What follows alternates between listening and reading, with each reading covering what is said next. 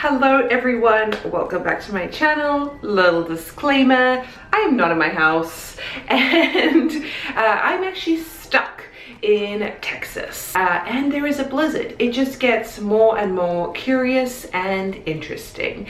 So I wanted to just draw your attention to this because if you hear screaming children, there are 4 of them and they're very loud, and I've tried to find the quietest place in this house that we're staying in, so just bear with me. It's either New York sirens or screaming children stuck inside with no gloves and no hats to go outside in the snow that we did not expect. But actually this helps me segue very nicely into today's video, which is all about habits and mindset and making excuses, because I could easily be making a lot of excuses right now and I'm trying not to, and I really want to teach you how you can do the same if there is something that you really want in life. So let's get into it.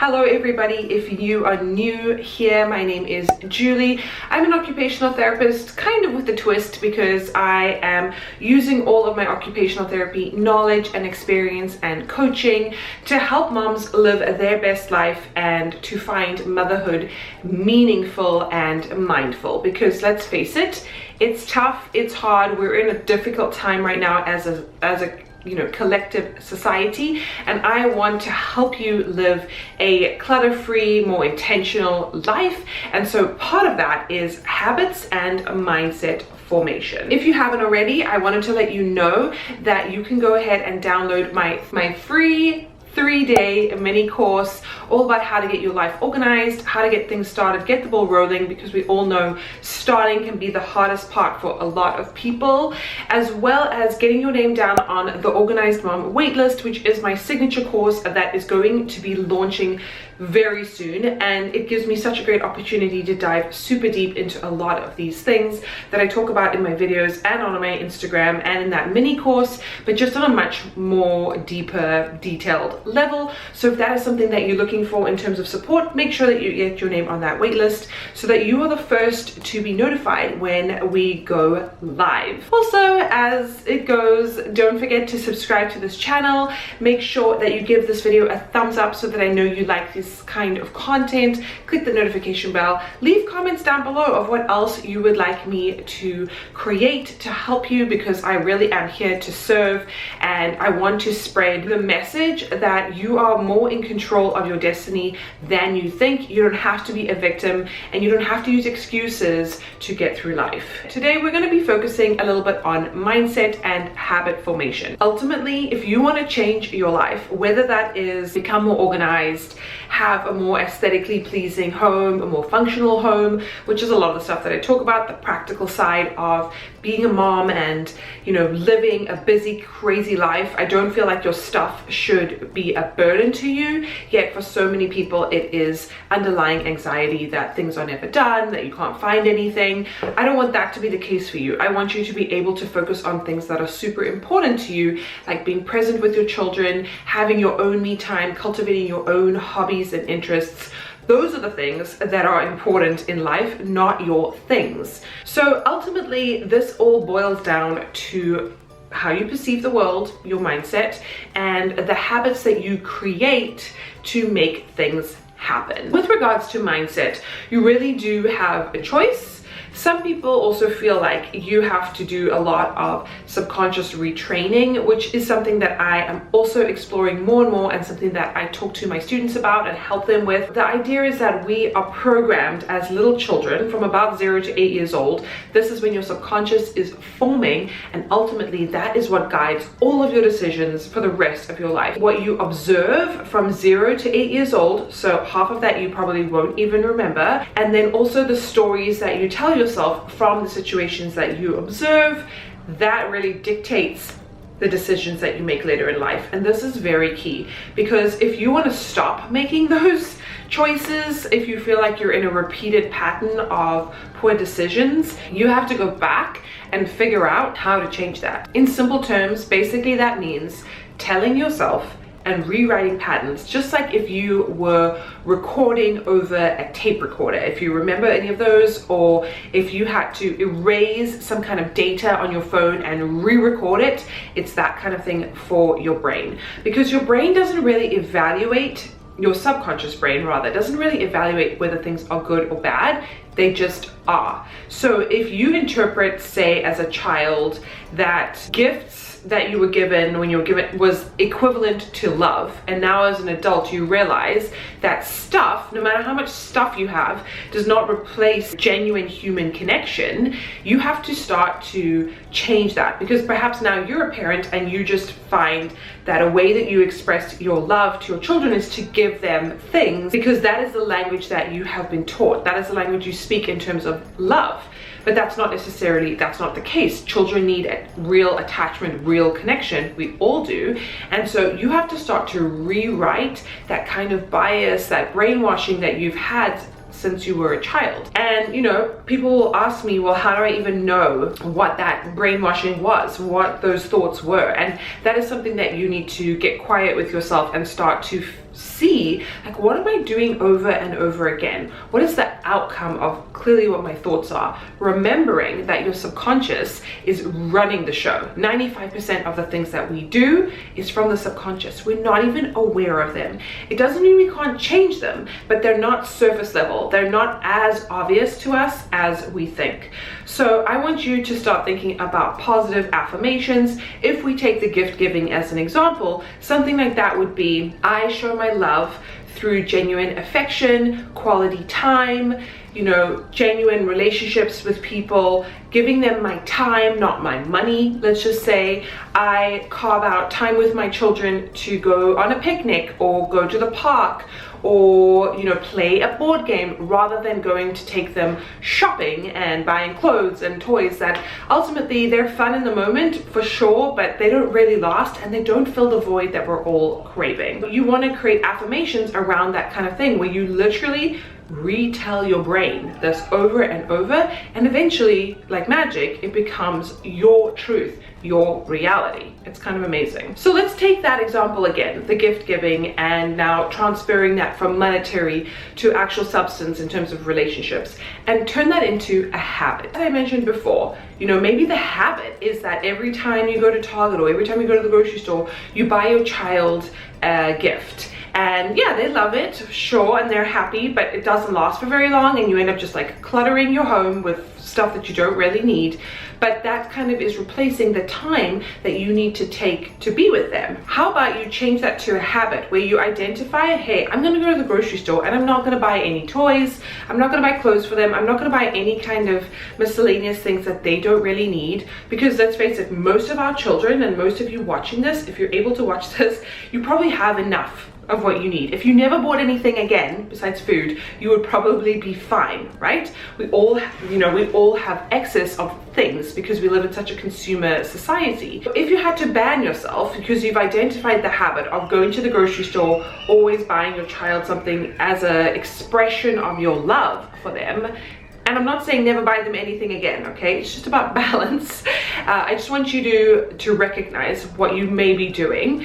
Then you decide, I'm not gonna do that. So that's the first thing. That becomes a habit over time, because now you break the association that the grocery store or Target or something equals gifts for my children, equals the way that I show love to them. And instead you plan in your calendar park date or a play date with them, or something where you take them out for tea or whatever it is. You have a picnic in your living room, pandemic style. It doesn't matter. You do that every Saturday afternoon for 2 hours. Sorry about the screaming. Would you rather New York sirens or children screaming? So say that you set aside time, you put it on your calendar, and then it becomes a habit because you've started to schedule it. And over time, you perhaps don't even need to schedule it, because your child is gonna say, hey, can we do that again? Or you're gonna wanna start craving that because it's so fun, and you realize that you're creating a deeper connection with your child, and so you are forming a healthy, happy habit. So why is there no time to waste? Well, obviously there's no time to waste. You need to be doing this right now, because we want to not waste time when it comes to creating intentional, meaningful relationships with our children and our spouse. And so happy habits are very, very important in order to continue to live an intentional lifestyle. The same goes with organization. Having a mindset shift that having an organized and clutter-free home actually provides more freedom, more opportunity for connection with your family, will change the way that you view keeping your house tidy. Now I know mamas and non-mamas too, right? I know how hard it is at the end of the day to motivate yourself to clean up, to fold the laundry, to pack away the dishwasher, to perhaps declutter that closet that you know you need to get to. I know it's so hard. And so what I want you to really focus on, because your attention is where it's all at, I want you to focus on what happens once that task is complete. What do you get from that? Because we are incentivized beings, right? So we need some kind of treat at the end of the rainbow, at the end of the road of hard work in order to get ourselves moving. So try and shift into the idea of, if I do XYZ, insert whatever it is, if I clean out my kids' toys and declutter them, they will be able to see what they have. We will be able to look after what we have. We are less likely to break things. We can actually use what we have and it's not a waste. Someone else could use the toys that we are not using.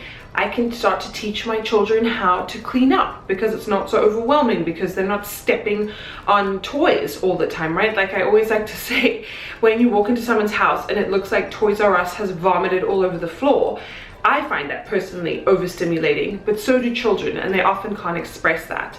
And so for me, the time is now. No one is going to do this for you, and as your children grow, it becomes harder and harder to change their habits, and you want cleaning up after yourself and just living in an organized space to be the default. You want your kids to expect that this is what things look like: a nice clean home, a bed that is made, clothes that are folded, a kitchen counter that is clear. That should just be the norm for them. And for so many people, that is not the case. And that's often based on how they grew up and how they were raised.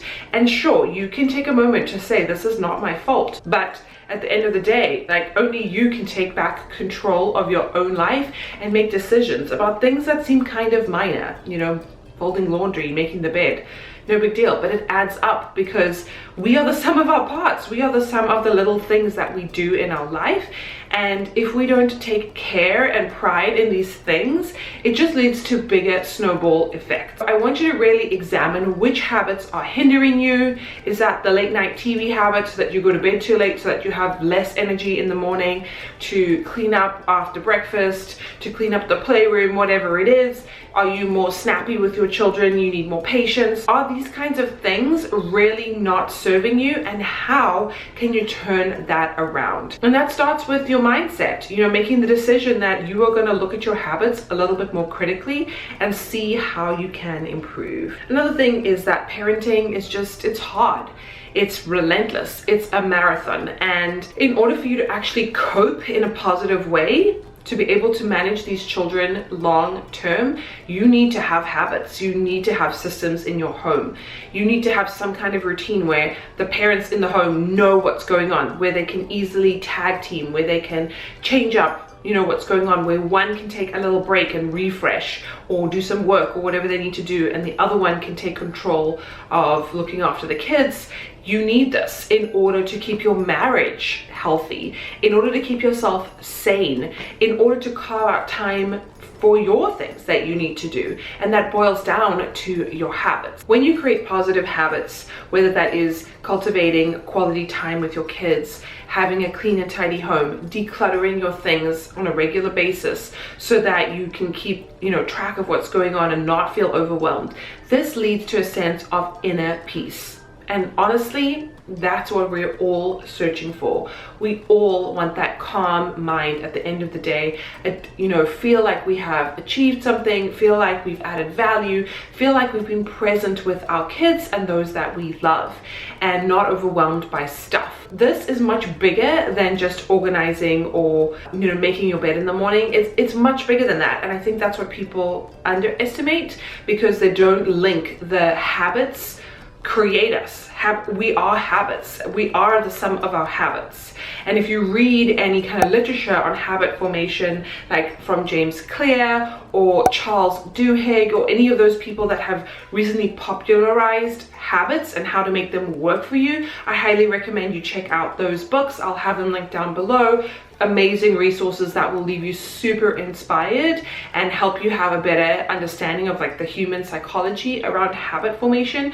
You will realize that you have to give this gift to your children. You have to role model to them good habits and systems so that they are on autopilot, especially if you have children from that 0 to 8 years old age. They are craving this. You are helping them write the script that they will use for the rest of their life. So you want to make sure that you are providing them with healthy habit examples and not hindering ones. And over time, this snowball effect will really start to take place where you have more patience to read with your kids for that extra 10 minutes, where you have time to play with them and it's not so stressful because most of the chores are done or they can help you. And you know, it's just a calmness that comes over your home when you have more control over your environment. So I highly recommend that you start to think about this, dive deep. Leave me a comment down below of how I can further support you, because I know this is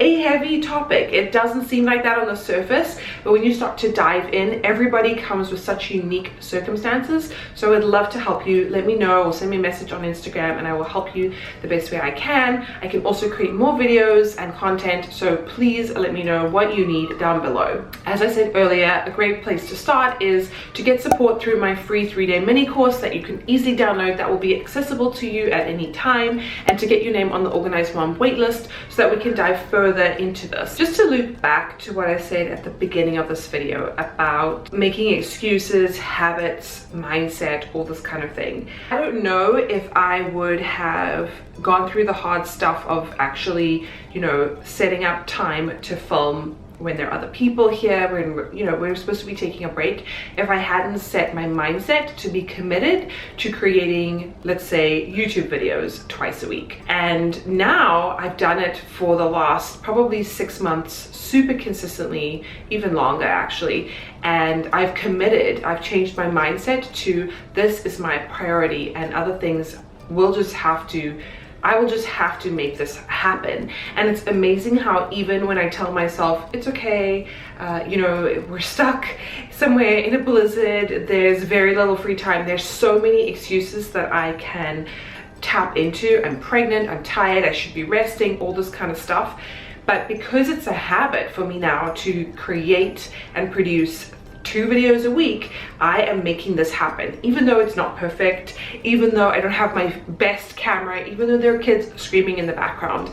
And that's just as an example to show you the power of habit formation that really drives me and kind of can override my excuses. Obviously, I can just say, nope, not gonna happen, not gonna do it. Even though it's uncomfortable what I'm doing here and I feel like I should be looking after the kids and helping with everybody, you know, I just asked for a couple of hours to be able to film and keep my videos going at a regular pace, and that is the power of habits. So I just wanted to share that with you, that the first step is changing your mindset, making a decision, not letting excuses overrun you. Second point is letting your habits take over so that it is easier to do the harder things, the things that are more uncomfortable, the things that you never thought yourself capable of doing. And I promise you, if I can do it, so can you. As always, thank you so much for being here. Thank you for giving me a reason to share my message. This community is growing and it makes me so excited that we can do some real good in the world, counterbalance some of the not so great things that are happening. I really want to share my experiences because I have been through dark days for sure, and challenges are always cropping up, and I want us to go through that together in a healthy way where we don't have to be prisoners to our anxiety and worry and our things. So go ahead and subscribe, click that notification bell, give this video a big thumbs up if you like videos that are designed to help you improve your life, and I can't wait to see you in my next one.